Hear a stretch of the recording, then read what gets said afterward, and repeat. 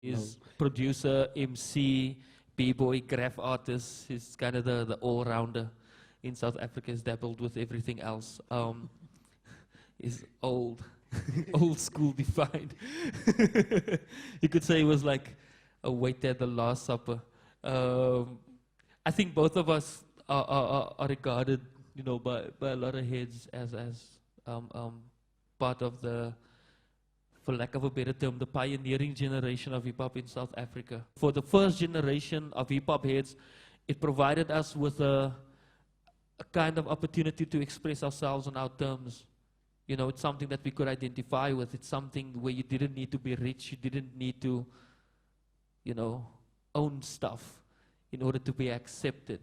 And the very first two clubs at the time were a place called Teasers and then later the Base. The time and the era that Shane's touching on right now, we were sort of, we encountered hip-hop in the form as we know it in the early 80s, I would say as early as 1982, 83, I would say. And hip-hop predominantly, and also because of how we've been divided and pushed into certain areas, obviously, we were sort of only operating or traveling in the Cape Flats because you couldn't travel over into other areas or just cross the road for that fact or whatever. We were heavy into the b-boy scene at the time, and hip-hop was pretty much on the streets, apart from it being out on the streets, out in Mitchell's Plain, Bonteheuwel and other areas and so forth.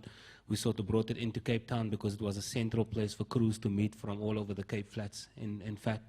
And also for some weird reason, there was a lot of white kids into b-boying as well. And it was a good opportunity for us to sort of take out the white kid, you know, just to like get in there and show them, look at you, you know, you're fucking us over in one way, we're going to take you out with a windmill or a headspin or some shit like that. So to a certain degree, it became very, very personal. And also the white kids were the guys that had sponsorships, they had the monies, they were always looking good, always dressed well. The sneakers used to match the tracksuit pants, and the pants used to match, and the hair was nicely combed and blow-dried and all that. And we were like the scruffy kids coming out of the Cape Flats, and we're like, fuck this, we got nothing, but we got moves. And after coming into the city center and just with a whole lot of events taking place, we always used to battle all over the city center, all over the streets and so forth. And some friends of ours that used to be into the punk rock scene at that time told us about this club called Club Teasers, which was a punk rock club. And they had the Saturday punk rock sessions. And they told us, look at it, you guys gotta come to this club and just come see, because this is like some next shit. And we didn't know what punk rocker was all about. We just knew these guys with heavy spikes and their hair standing like this. And for us, it was a trip. Fuck it, let's go and see what this punk rocker stuff is. And for us, it was weird for people coming out of our community, dressed up all in black, painted faces, and then to this punk rock thing. And we were very, very curious. We went into the club. Started b-boying, and everybody was cool. The punk rockers, they were cool. Everybody, they were like very, very cool. Then they gave us something like 10 minutes first. They allowed us about 10 minutes to b-boy. And more b-boys and b-girls heard about this, and then it became 20 minutes. And then it became a half an hour. And later on in that year, we found a way to actually creep behind the decks and play our own music. And of that, the scene just became big.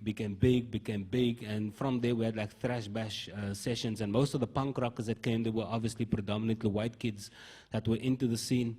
And with hip hop and the whole punk rock scene sort of merging, there was obviously a get together in those hardcore days. I think that was the only club and the only movements and the only scenes. For some weird reason, I did not understand the punk scene, the anarchy and all that sort of stuff. But that is what actually brought a young, I would say young black and white kids together, you know, in that sort of environment. And from there, it just grew, and it blew up, and it blew up. Teasers closed down, it moved to another venue, became known as the Base, and that was really, really a popular venue. And at that point in time, I would say 1986, 87, as we're moving on to the 90s, hip-hop started going through its black consciousness phase. We had Public Enemy coming out, we had X-Clan coming out, we had NWA coming out, just to name a few. And one of the songs that really stood out and that became an anthem for us was a song called Fuck the Police at that time. So you had like white kids out there, fuck the police, I'm proud to be African, you know, fuck white people. And we're like, what the fuck, you white? You know, why are you saying this? But at the end of the day, it was the music, you know, it was the music. There was no color issue at the time, and we were all in there thrash bashing, jumping, going crazy with the punk rockers. And everybody was just having a good time. So that was really a very, very powerful force coming through by the merger of these two different styles. At the time, the anti-apartheid movement abroad was very active. And at the time, they called for boycott, against South African goods, but also from people coming into South Africa, whether it's artists, musicians.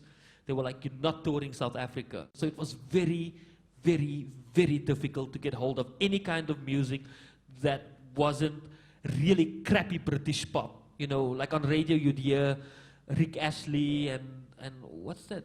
Kylie Minogue and just Stock Aitken and Waterman shit. That was just like, fuck. So if you were into anything else, you really, really had to dig. In our b-boy crew, we had one white kid in our crew. And we sort of got lucky because he had to sign up for this conscription campaign, which means that young white boys had to go and fight on the borders. They had to go out there, patrol, the townships, just do their thing under the previous government's law and so forth. And with him being involved with hip-hop, and I think he was probably one of a very, very few white kids who actually had the guts to go out into the townships at that point in time. And there were certain times that the cops would actually stop us and they interrogate us about this white kid walking with us in the townships, especially at night, because we did a lot of shows at nightclubs up in Mitchell's Plain. And what they'd make us do is actually b-boy right there on the ground. And his specialty was doing the knee spin. And they actually made him do a knee spin on the tar road until his knees actually bled. And those are the things that the cops made us do if they used to catch us out on the streets at night. And all we were doing was just coming home from the club, walking home. Obviously, at that time, we didn't have transportation or anything. And this kid decided he didn't want to be in South Africa anymore because, things were building up and so forth. So we were among some of the few fortunate kids who had somebody like this in our crew who traveled abroad because his parents were originally from the UK. And he used to send us a lot of the music and the tapes at that point in time. And if one tape landed in our hands, the whole of the Cape Flats would have that one tape. It would get duplicated. And that's sort of how the music spread. And at a later stage, with myself and another DJ... Oops, watch out, it's going to fall. There was another DJ called Rosano. We were amongst I would say, sort of amongst the two first hip-hop DJs to actually go out in the clubs and spin the discs. And this kid, Ace Key as well, and he used to send us a lot of the vinyls as well. And also then we knew some other kids as well whose families went into exile abroad as well. And that's sort of how a lot of the music crept in. Otherwise, through the previous system and how things used to work, you'd never, ever in your whole life be able to get hold of a Public Enemy record. When the Rapper's Delight came through, that was cool. And also a lot of our friends, it was like the in thing for so-called young colored men because they couldn't get a lot of work in the cities to work for big companies like Saf Marine, which are shipping companies.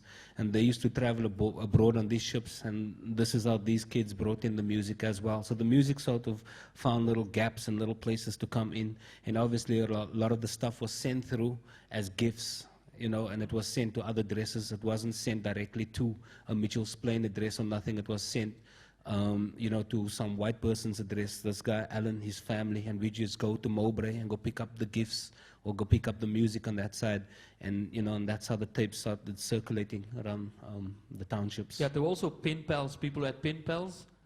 That'll just make sure. I don't know if you guys are familiar with, like, let's say Word Up magazine or something like that, like a really old crappy so-called hip-hop magazine, but they had like a pen pal section in there, from like, let's say Germany or New York or whatever, and kids just write to them like, like send us shit, any shit, so that was the great thing back then because we listened to hip-hop from the UK in like the early 80s, from Miami, so everything from the early MC, Shy D, Two Live Crew, to what's his name, Sir Mix-a-Lot, to everything almost that we could get hold of on the East Coast, West Coast. We didn't really give a fuck where it was from, like one of the favorite groups at that time was a British group called Hijack.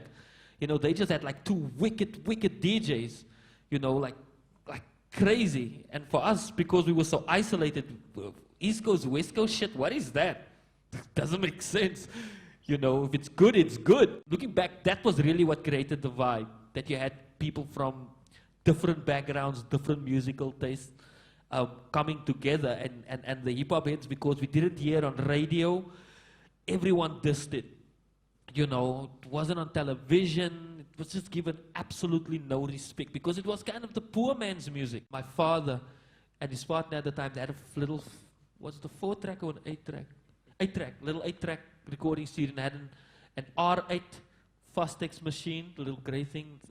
It's a small machine, but it's a really nice machine. At the time, there was what was the S10 sampler? We could only find the Roland equipment really in the country at the time because of the cultural boycott and so on. So they made a lot of fucking money off musicians. And this S10 sampler had, 4 seconds, right? It was a 4-second sampler with 4 banks, you know? And you really can't sample any loops into that with like 1 second. So what we used to do, because they had a turntable at the time that had 78. And so if you wanted a piece of a loop, you'll just sample it like for this 1 second, 78. You know, catch the thing and then play it like right at the end. You know, so if you play it at C4, it will be like because of 78. But if you slow it down, it actually would, you know, and then cut it up from there, a kick and a snare. Really crappy sound. But that's what you really want, you know. And so the very first thing, I can remember recording one song live with just samples and cutting. What was the thing called on Boom Style? Where we took the James Brown sound with like a wow, wow, wow, wow, wow, wow. That's a Public Enemy sample. And just like looped a little piece of that. So you had 4 seconds, right? You had the drum loop, that bass little sound, a guitar riff from some old South African record, Bakanga type jive thing, and a horn sound. And all we did was press record and play the thing live, because we weren't sure how the fuck to sequence this thing, you know. There was no one really around at that time to really guide us with hip-hop. What was the name of your Thanks, crew? man. The first crew that we set up was known as the City Kids.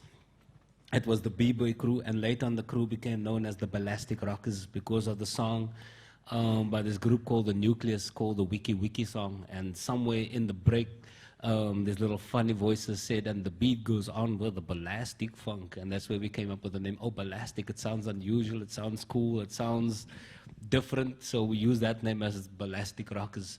And the weird thing is we were b-boying and doing our thing, and about a year later we only heard that this whole thing we're doing out here, it's going to become known as hip-hop or b-boying or whatever, and the music as well. Just for some reason, instinctive reason, we just felt the style of dance fitted with the style of music because both of it were completely unusual. And the first time that we've actually seen all the elements of hip-hop together was in Malcolm McLaren's video called Buffalo Gals. We had the Rocksteady crew and the world's famous Supreme DJ scratching on the decks and all that.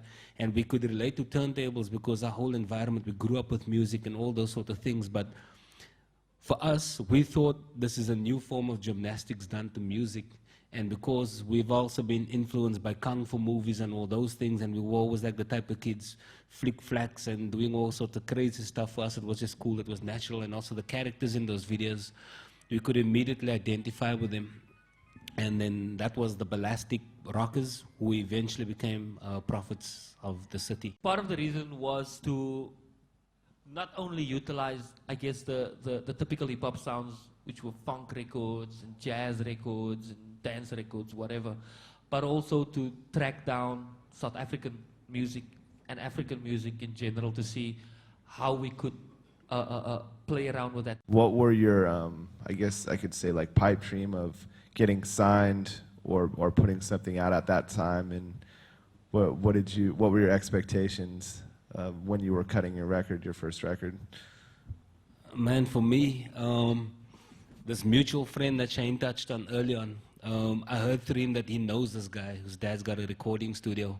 And I thought, damn, this is my meal ticket. I got to get hold of this guy because, you know, It was Rapper's Delight, it was Curtis Blow, it was all those sort of things, it was Run DMC, and all those sort of things. And my thing was, I wanted to get in the studio, make this record. I wanted to be rich and famous immediately.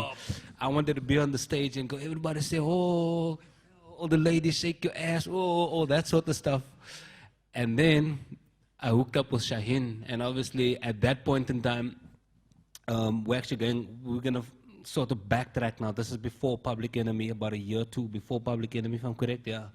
This is before Public Enemy X-Clan, when hip-hop hit the black consciousness movement. So that was my pipe dream. We eventually hooked up. I spoke to Shaheen. He was like, cool, you know, let me take this shit to my father, play a team. I don't know what happened there, but they came back and agreed, nah, it's cool, we're going to put you in the studio, you're going to record and do this and that. And hooking up with Shaheen, he was like one of those very, very hardcore LL Cool J inspired battle MCs in the bass. And we decided, nah, your lyrics is dope. You're part of the crew. You know, we're going to bring in some of the B-boys, throw them in the crew, and just make up the crew. And then getting into the studio, my bubble burst right there, because now Shaheen was talking some other shit that I wasn't down with at all. He was like up on some political shit because he was an activist in school. For me, I wasn't interested in politics. I wanted to make people go, oh, and he was like, no, you know, fuck the government and all this shit. And I'm like, no. That was like the very first song we recorded, fuck the government. Like, full on song. And I'm like, well, why fuck the government? What's going on? You know, things are cool up on Mitchell's Plain. We had house parties every weekend. I'm out there DJing at all these house parties, netball clubs, and the girls and all that stuff. So all that made sense for me. And he's like, no, you know, there's a rally coming on, and this and that's happening. And I'm like, no, wait. You know, I don't understand this whole politics thing and this Mandela cat that you're talking about. I don't give a fuck about this Mandela guy. I don't know this guy, whatever. He doesn't live here. I didn't see him before because, you know, being on school and all that, we weren't taught these things, you know. And for some very weird reason, we ended up with our very, very first gig. Then myself and Shaheen were out there. I think it was an anti-drugs rally set up by the Muslim community in Cape Town. Was that the first one?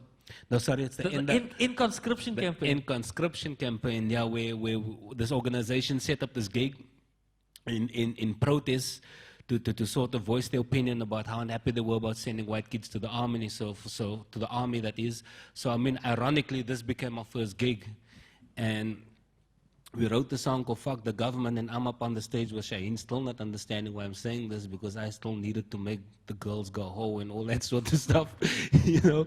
And then the second gig came, and that was the anti-drugs sort of gig that came up. So it was all these events with a conscious nature attached to it. And at the same time, we're sitting in the recording studio, and I think it dragged for about a year and a half before we actually released the record, and then Public Enemy came along. And that's what really basically kicked me in my glory, left, right, and center, because now I love Public Enemy. I needed to understand what these guys were saying. And at the same time as listening to that, you're being educated as well. And, you know, just as time went on, and Prophets of the City, we'll touch on some of that, we were forced to sort of educate ourselves outside the school boundaries about truly what was happening on the political arena.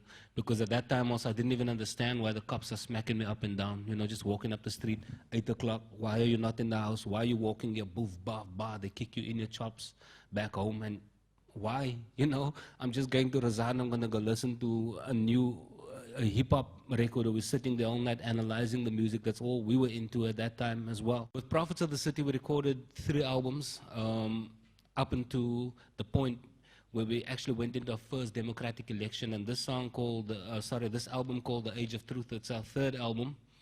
And this is actually the album that started causing a whole lot of trouble for us in this country and also in the Western Cape. The other thing that you guys will pick up as well is also sort of like the heavy Public Enemy influence as well, because we were really sort of inspired by I think it was the Bomb, what Bomb was Squad, it? the Bomb Squad at the time. Where they used to layer productions just with a whole lot of different sounds. They just used to kill it with a whole lot of different sounds. So obviously we were heavily influenced with that and taking all that and putting it into sort of our own context. The intro's kind of 2 tracks. We've got this like vocal samples of Nelson Mandela at the time that was an absolute no fucking no.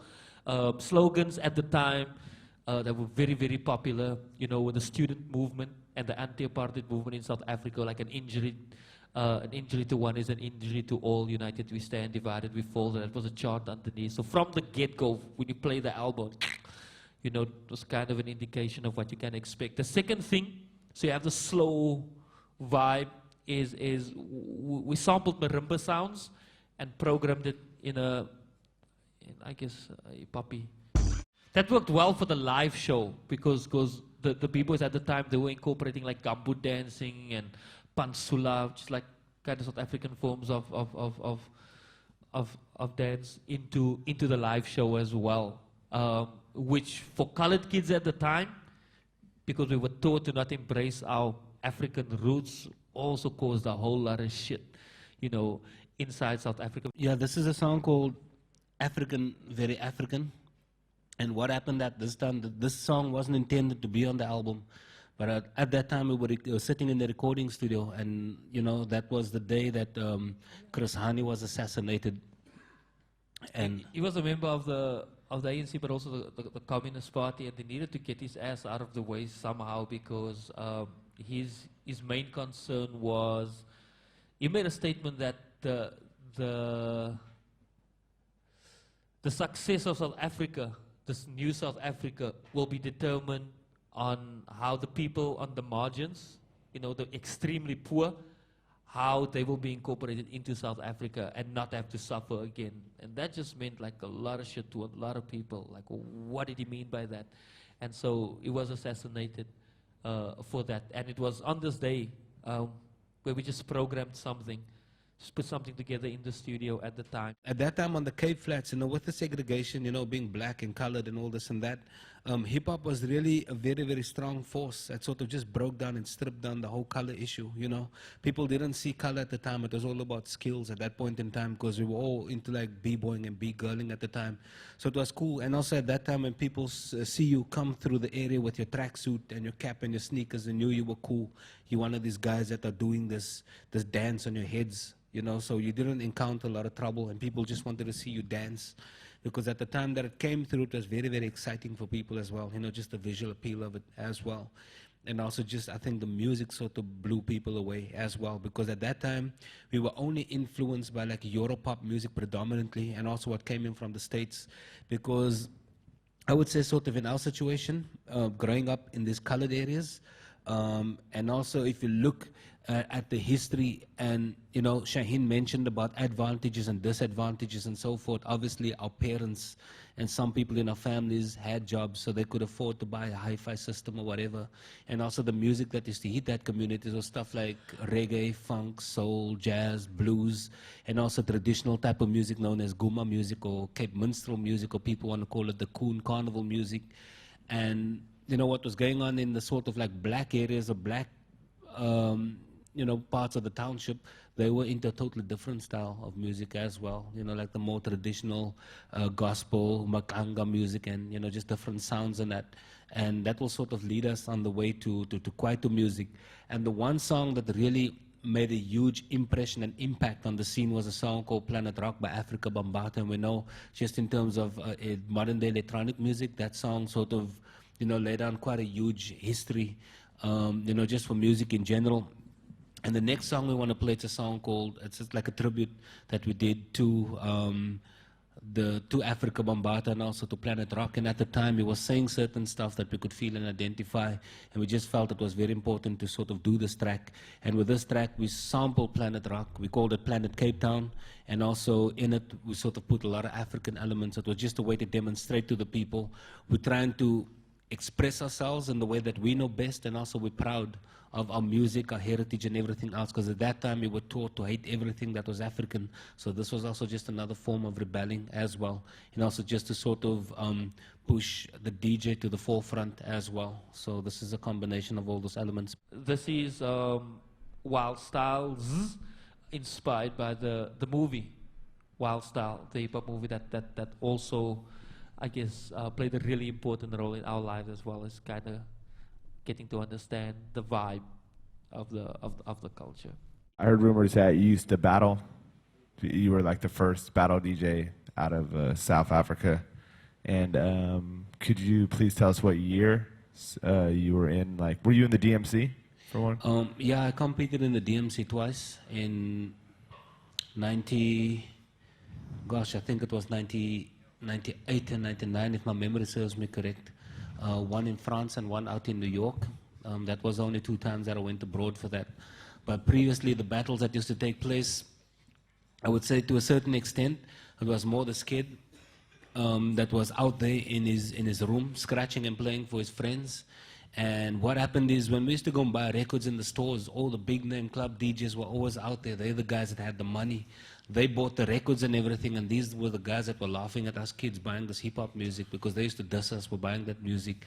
All the DJs used to rush to buy the latest house records, and we were out there looking for Planet Rock or looking for this and that or whatever, you know, because we had a couple of independent stores that came up at the time that started servicing all these guys, and a lot of stuff that hit the Billboard charts obviously came through, and we were the guys that used to order all these sort of like underground or hip-hop music at the time. And for me, one of the reasons for going out into the clubs and battling against these DJs were all, you know, sort of like personal reasons as well. It's like, fuck you, you got the club, you in the club, you got money, you got gigs, you got girls, you know. I'm out here with my Lenco turntable, you know, practicing on an amplifier. My mixer used to be a big round knob on the amplifier, and that's how I used to practice in the beginning. It was this turntable in a wooden case. And I had to balance it with coins And all over so the shit don't jump. Because if you press here, the thing lifts up over here.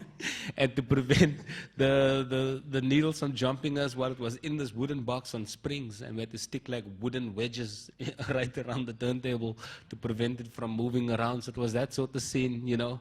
And also I think I only owned about 4 or 5 records at that time that I could say was mine, that I bought out of my pocket, besides being borrowed, you know, from this other kid, DJ Ace Key, the white kid we were talking about that was in the crew back then. And obviously he wouldn't let me enter competitions using his records because he was crazy at the time. I might just mess up his records. So that was the only records I used in quite a few competitions. And for some reason, I own 2 copies of Elna Fish, The Soul. And up until today, I still use that same song, mixing and scratching as well.